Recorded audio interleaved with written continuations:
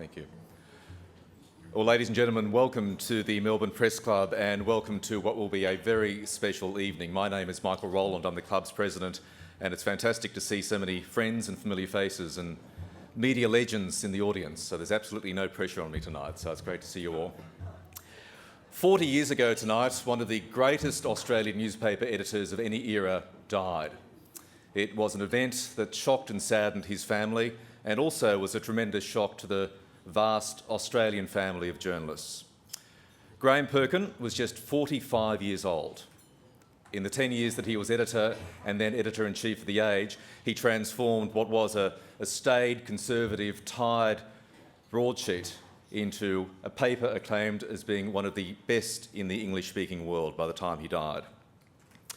Tonight, we gather to remember his remarkable life and, in particular, look back at the fantastic and lasting legacy he has left for all of us. In doing so, we recognise how important the values Perkin championed remain to our craft and to our democracy. Now, there are many special guests here tonight, and you'll be hearing from quite a few of them as the night goes on, but none more special than the two most important journalists who followed in Graham Perkin's footsteps. I speak, of course, of his daughter Corrie and his son Steve, who are both here with other family members as well. Please make them very welcome.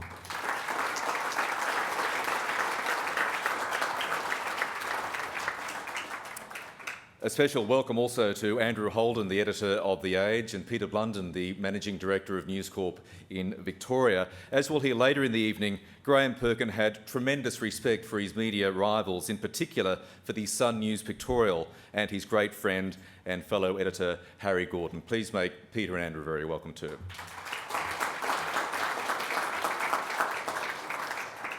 So in respect for Graham Perkin, on that basis, you two, no fighting until the end of the night at least.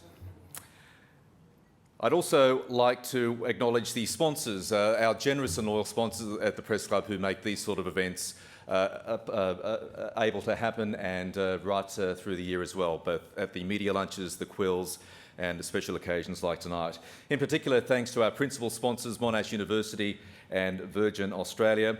Thanks also to our premium sponsors, Crown Resorts, RACV and Minter Ellison Lawyers, represented here tonight by Special Counsel Veronica Scott. I'd also like to acknowledge our major media sponsors, The Age, The Herald Sun, Channels 7, 9 and 10, the ABC, 3AW, AAP, Sky News, Leader Newspapers, The Weekly Review and the Eileen Berry Trust. And finally, our other major sponsors, Telstra, M&K Lawyers and the State Government of Victoria. Please thank all of them.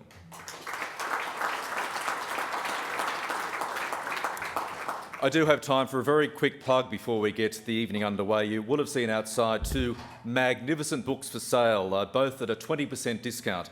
Copies of our outstanding book, Media Legends, Journalists Who Shaped Australia, the life stories of the 81 Foundation inductees of the Hall of Fame, including, of course, Graham Perkin and many Hall of Famers I can see around in this room tonight.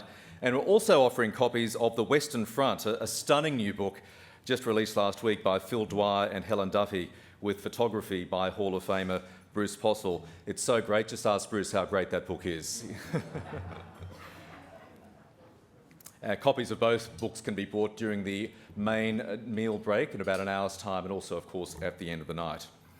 And now to tonight's exciting program. Let's begin with a brief journey back to the age of Graham Perkin.